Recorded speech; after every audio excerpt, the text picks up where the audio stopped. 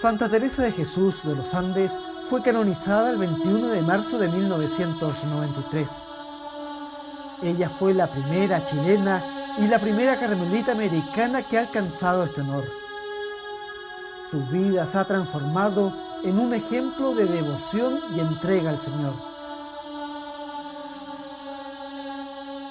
Se ha repetido en Chile, pero muchísimo, todos, que Teresa de los Andes es un don, un regalo de Dios, una bendición de Dios para Chile, ¿verdad? Bueno, pues hay que decir que no es solamente para Chile, sino para el mundo católico, pero sobre todo para la Iglesia latinoamericana. El sacerdote español Marino Purroy fue una de las figuras claves en la canonización de Santa Teresa. No solo fue el vicepostulador de la causa, sino que también a través de las decenas de libros que él ha escrito, ha divulgado profusamente la vida y obra de la santa. Teresa de los Andes tiene una misión, la misión de despertar hambre y sed de Dios en nuestro mundo materializado. Toda la tierra, la ciencia, la gloria, los honores, ha de concluir. La muerte todo lo disipa. Solo un conocimiento, una verdad no se oscurece, porque está basada en lo inmutable. Solo un bien, solo un amor no se destruye, porque es entero e infinito. Todo pasa en la vida, menos nuestras obras buenas. Nosotros también pasamos, solo un ser queda, siempre el mismo, Dios. La canonización supone que un cristiano ha cumplido heroicamente o maravillosamente las normas del Evangelio, ¿entiendes? Por eso, cuando hay un cristiano que ha llamado la atención, pues se hace un proceso. Ya en vida, Teresa de los Andes tenía fama de santidad. Ella había dejado una fuerte impronta entre todos aquellos que la conocieron. Pero la riqueza íntima de su vida espiritual solo pudo ser testificada a través de los escritos que ella dejó. Sus cartas y diarios fueron fundamentales para iniciar el proceso de canonización. Teresa siempre escribió. Escribía todos sus pensamientos y escribía todas las cosas que le habían llamado más la atención en el día. Y 2 semanas antes de morir, la va a visitar el padre Blanche. Y ella presiente que se va a morir.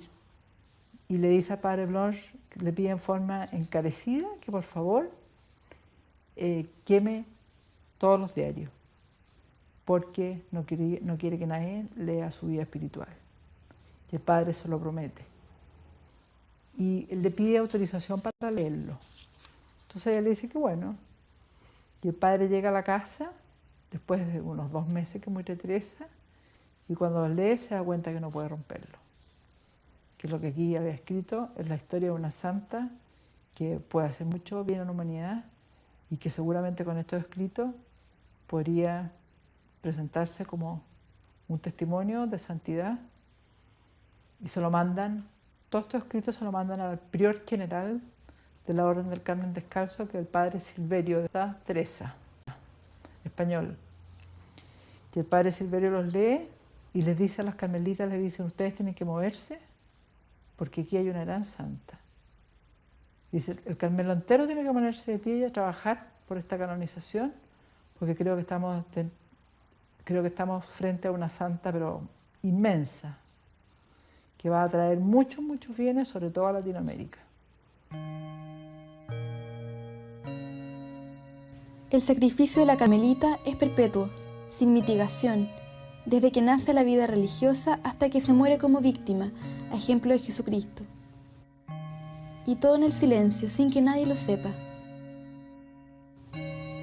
¿Cuántos hay que tachan su vida de inútil? Sin embargo, ella es como el Cordero de Dios. Ella lleva los pecados del mundo. Se sacrifica para volver al redil las ovejas extraviadas. Pero así como a Cristo no lo conoció el mundo, a ella tampoco la conoce. Esta abnegación completa me encanta, No hay cabida al amor propio.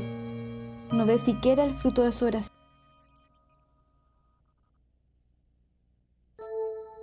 Santa Teresa de los Andes había practicado heroicamente las virtudes del Evangelio.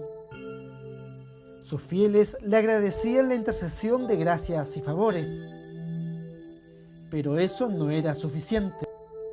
El padre Purroy sabía que para ser reconocida como beata era necesario que Sor Teresa intercediera a través de un milagro comprobable.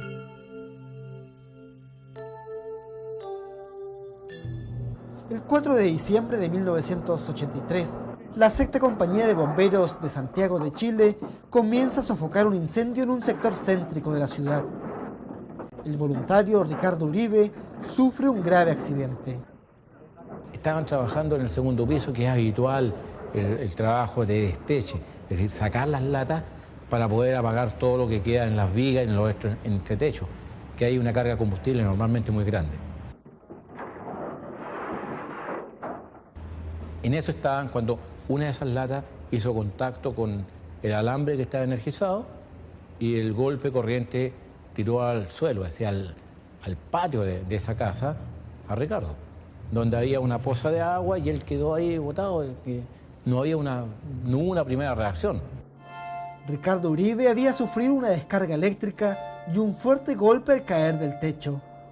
Estaba inconsciente. Tenía un edema pulmonar y también un edema cerebral. Su condición era extremadamente crítica. En la posta llegó sin signos vitales prácticamente y el primer informe que dieron los médicos, los profesionales, al comandante que iba conmigo, fue de que eran muy escasas las posibilidades que tenía de vida.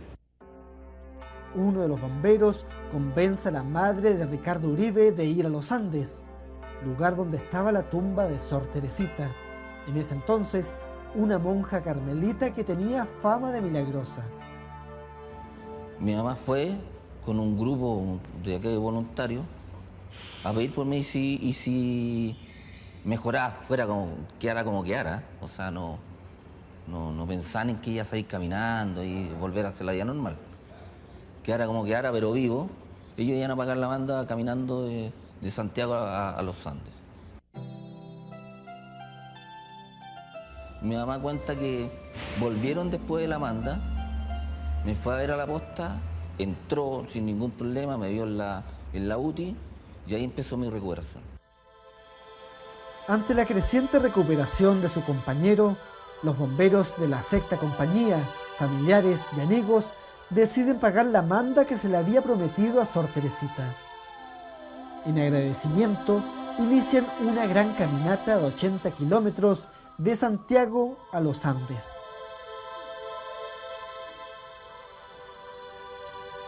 La gente nos hacía camino en calle larga, en los Andes. La iglesia, que era una pequeña iglesia, estaba pero llena de feligreses, todos bajo un solo motivo, un solo objeto, que era la manda de Sor Teresa en ese momento. Había una cuestión celestial ya en los Andes que real me dejó a mí sin palabras. Sin palabras que muchas veces uno no sabe cómo relatarlo, cómo comentarlo. Es muy espiritual. Y eso es algo que queda. Y a mí me quedó y me marcó. Me creo en el cielo cuando estoy en el coro cantando las alabanzas de la Santísima Trinidad. El oficio divino es el grito incesante que la Iglesia eleva a Dios. Nosotras, las contemplativas, somos las encargadas de rezar por el mundo.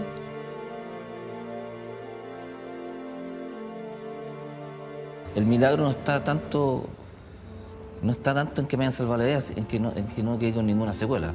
Porque al estar más o menos 12 o 14 minutos sin irrigación sanguínea al cerebro, lo que se demoró de la caída, desde que me dio el golpe a que llegué a la posta, uno generalmente queda con alguna secuela.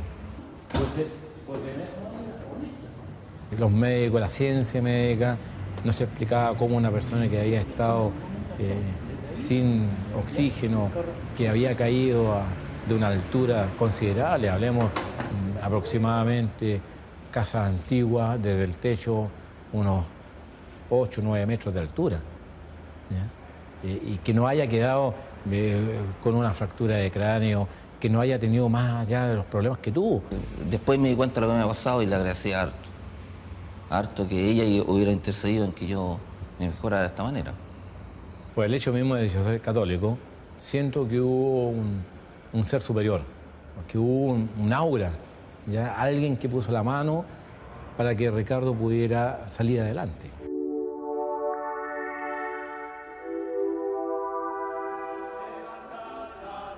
El 3 de abril de 1987, en el Parque O'Higgins de Santiago de Chile, ante una multitud de fieles, se oficializa la beatificación de Santa Teresa de los Andes. La ceremonia fue oficiada por el Papa Juan Pablo II, quien realizaba una inolvidable visita de 6 días a este país. El Santo Padre de nuestra fe lo acoge esta asamblea. El cariño para Juan Pablo, el Papa.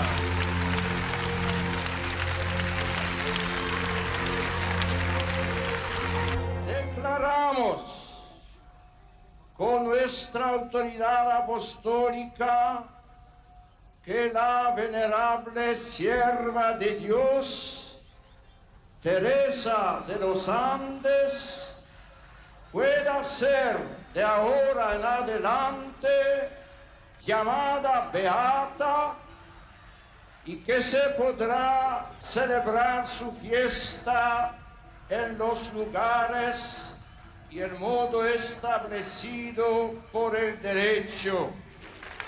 En el nombre del Padre, y del Hijo, y del Espíritu Santo. Amén. Pero después de beatificarla tiene que haber otro milagro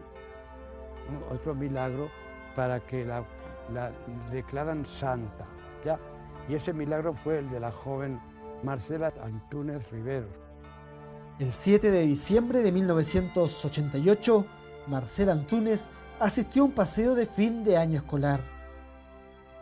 Junto a sus compañeras de un colegio teresiano, pasaron la tarde en una piscina. Y fuimos ese día, comimos y las apoderadas nos advirtieron de que no nos podíamos meter al agua antes de que se cumpliera cierto tiempo, 1 hora, como para poder evitar algún problema de orden gástrico con la temperatura del agua. Y al final, como éramos pequeñas, estábamos con muchas ganas de ir al agua y nos metimos igual antes de la hora, pidiendo permiso, por supuesto.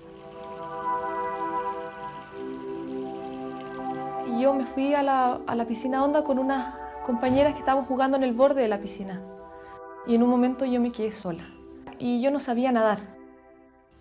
Y ahí sentí una molestia en el estómago. Yo creo que de tanto mover, de tanto estar de un lado para el otro, sentí una molestia muy grande en la boca del estómago. Y me solté de la baranda, me resbalé y me fui hacia lo hondo. Y ahí empecé a levantar la mano, a pedir ayuda. Y sentía que me estaba ahogando, que me entraba agua por la boca. Y yo trataba de sacar la mano hacia arriba para pedir ayuda.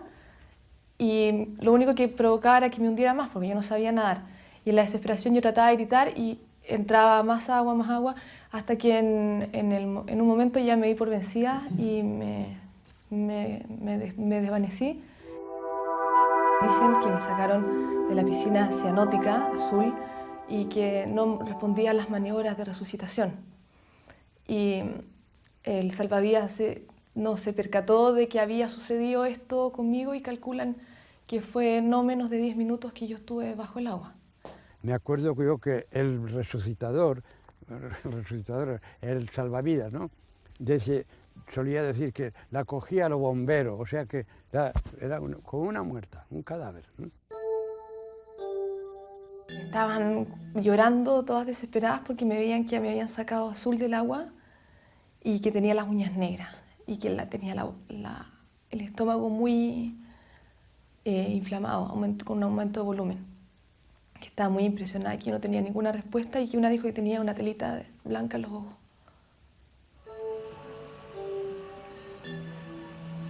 Y las mamás desesperadas, una de ellas era muy devota de Santa Teresa de los Andes porque había tenido un especial favor en su mamá. Entonces pidió que rezaran a Sor Teresa de los Andes, Padre Nuestro y Ave María, y todo mi curso, que éramos como 20 niñitas, estaban todas rezando para que hubiera alguna respuesta. Y una niña dijo, ¿para qué vamos a rezar si ya se murió? Entonces dijo otra niña, bueno, entonces recemos para que resucite. Y seguían rezando y seguían las maniobras, y cuando hubo un momento en que yo emití un gemido como gutural, y ahí llegó la ambulancia y me llevó a la clínica y siguieron rezando. Y ahí como que se calmó un poco la cosa y las mamás también seguían rezando, y en la noche hubo una cadena de oración en mi colegio en donde se pedía por favor que rezaran por mi estado de salud y para que yo pudiera salir adelante en buenas condiciones. Me emocioné mucho, me espanté mucho, me horroricé, porque yo calibré lo que podría haber acontecido con mi hija.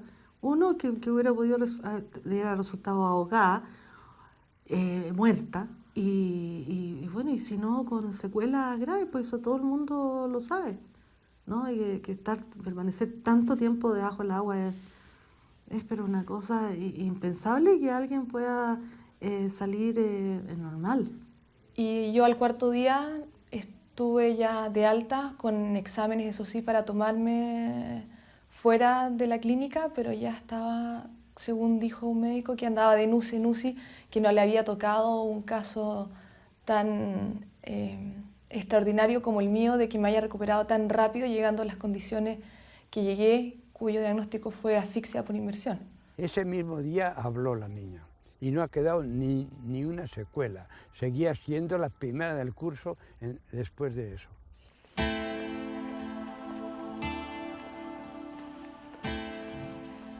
Ella oró en mi hija este milagro que fue, pero extraordinario, límpido, nítido, transparente, con testimonio médico, en fin, de mucha gente que presenció todo esto. Para mí un milagro es una manifestación de todo el poder y el amor que tiene Dios por nosotros. Y los milagros pueden ser algo físico como algo espiritual. Y a mí me tocó lo que es un milagro físico, un milagro de sanación. Entonces eso me llena de privilegio y me compromete también a poder dar un ejemplo de vida cristiana y poder transmitirlo dentro de mi misma familia y a través de lo que yo hago profesionalmente. La comisión chilena llegó al convencimiento de que la sanación de Marcela estaba más allá de la ciencia. El milagro fue presentado en el Vaticano en la Congregación para la Causa de los Santos. En este lugar, los antecedentes fueron sometidos al juicio de una comisión de teólogos y a un equipo de médicos peritos. Un caso clínico. Un caso clínico para ser aprobado por la consulta médica tiene que ser un caso clínico grave, con compromiso de la vida y la salud, con terapias que no han sido realizadas o que no fueron eficaces y que después han tenido una curación rápida o instantánea. Una curación que además es persistente y definitiva y que no sea explicable por el tipo de enfermedad ni por la manera en que se verificó. El médico no dice que se trata de un milagro, debe decir simplemente que un caso es explicable o no, de acuerdo a los conocimientos médicos actuales. El juicio sobre un milagro le corresponde hacerlo al Colegio de Cardenales o, en definitiva, al Santo Padre. Pero el médico, por fortuna, no tiene esa responsabilidad. Y se llevó todo un proceso de canonización y que culminó finalmente en que fue declarado el caso como extraordinario y como un caso como el segundo caso que se necesita en la Iglesia Católica para llevar un santo a los altares. Cuando tenemos un amigo en nuestra casa, no lo dejamos solo, sino que, si estamos muy ocupadas, tratamos de irle a hablar de vez en cuando. Así lo harás con Jesús. Al principio te costará recogerte, pero después será habitual en ti estar con Dios.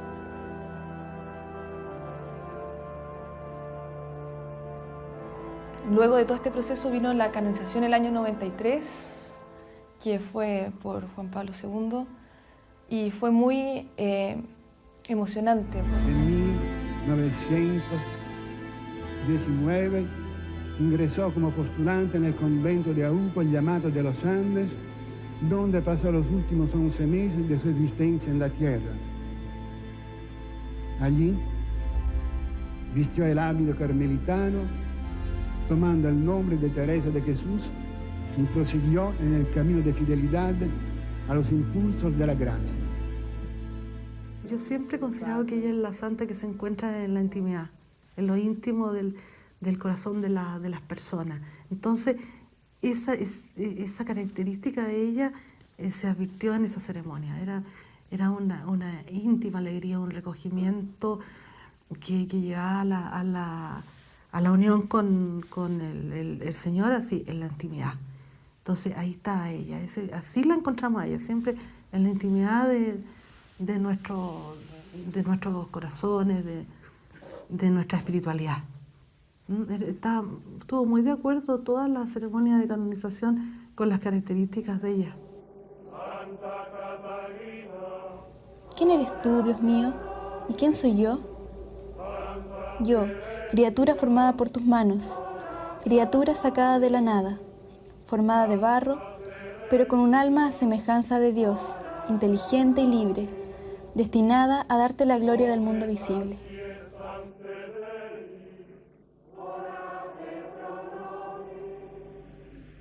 Ac de plurimorum fratrum nostrorum concilio, beatas Claudinam te vene, et Teresiam a Iesu de los Andes, sanctas esse decernimus et definimus, ac sanctorum cataloga scribimus, statuentes eas in universa ecclesia inter sanctos pia devotione recoli debere, nomine Patris et Filii et Spiritus Sancti.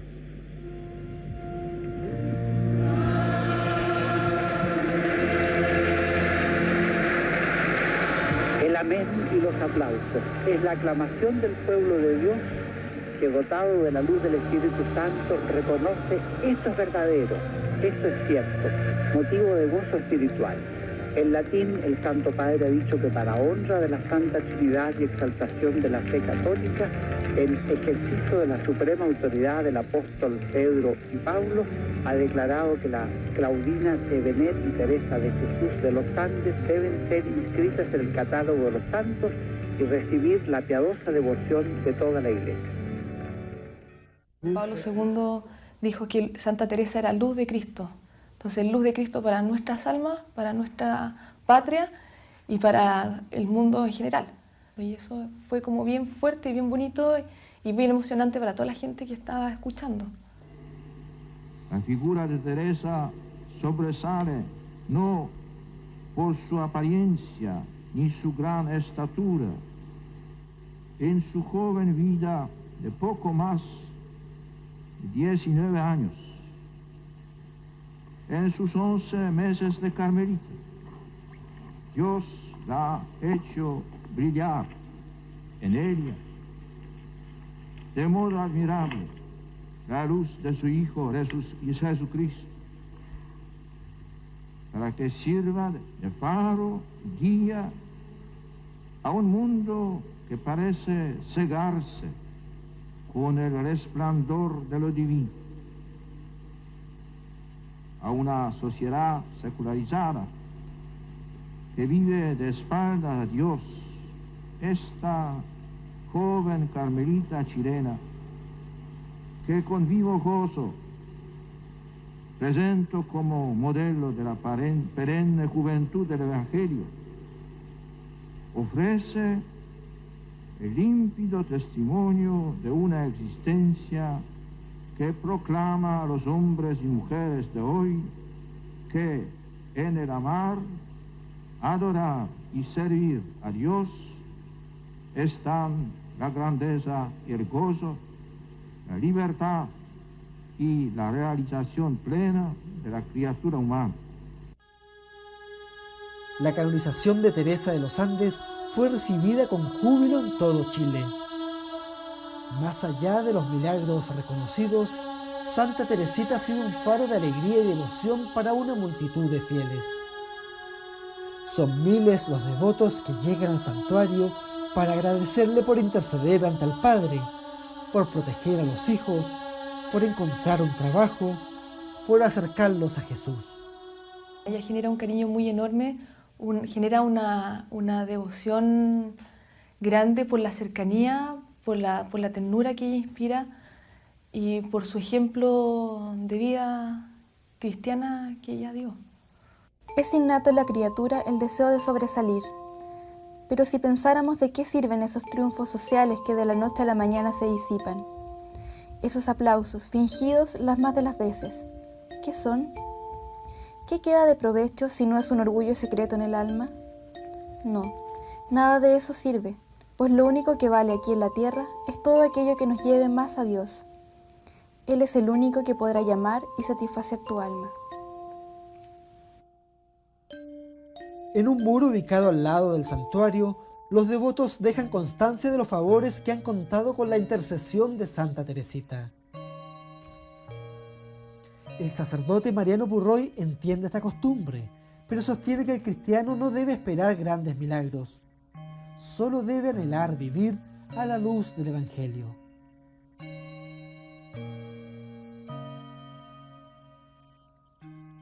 El creer que todo es a base de milagros gordos, eso no es cristiano. Porque usted es el que tiene que colaborar. Porque Dios ordinariamente milagros deslumbrantes o espectaculares no hace, ¿eh? No hace. Pero cambia el corazón, ¿eh? Y como el Padre me envió a mí, dice Cristo, os envío yo a vosotros. De manera que el mundo no lo va a cambiar de Jesucristo desde allá arriba a golpe de milagritos. No, no, no. Sino por cada uno de nosotros. Cada cristiano tiene que mejorar su pedacito de mundo, porque convertir su casa en un cielo, que dé gusto vivir allí, toca a usted. Y educar hijos cristianamente, ahora que el mundo los bombardea con toda clase de antivalores, le toca a usted. Y esto es la alegría del cristiano, ser importante, ¿eh? Ser importante. Cristo dice, como yo os envío a vosotros. Es un modelo en todo sentido. Si uno ve su vida, ella fue un modelo de hija, un modelo de hermana, un modelo de amiga. Ella tenía muchas amigas en las que ella influyó muchísimo con su testimonio de vida. Santa Teresa de los Andes es un ejemplo de vida interior, de amor a Dios en la humildad, en la vida contemplativa. O sea, ella nos lleva a en este mundo poder saber de que nosotros tenemos vida interior, que hay que cultivarla y que podemos tener una conversación muy íntima con ella. Para ser santo no hace falta hacer cosas maravillosas ni ser monja. La misma santa lo dice. A varias amigas les dice, no hace falta que seáis monjas para ser santos. Teresita nos ha enseñado a ser santos todos, porque todos tenemos que ser santos, todos. ¿Eh? Para ser santos hay que vivir como Cristo, obedientes al Padre y servidor de los hermanos, nada más.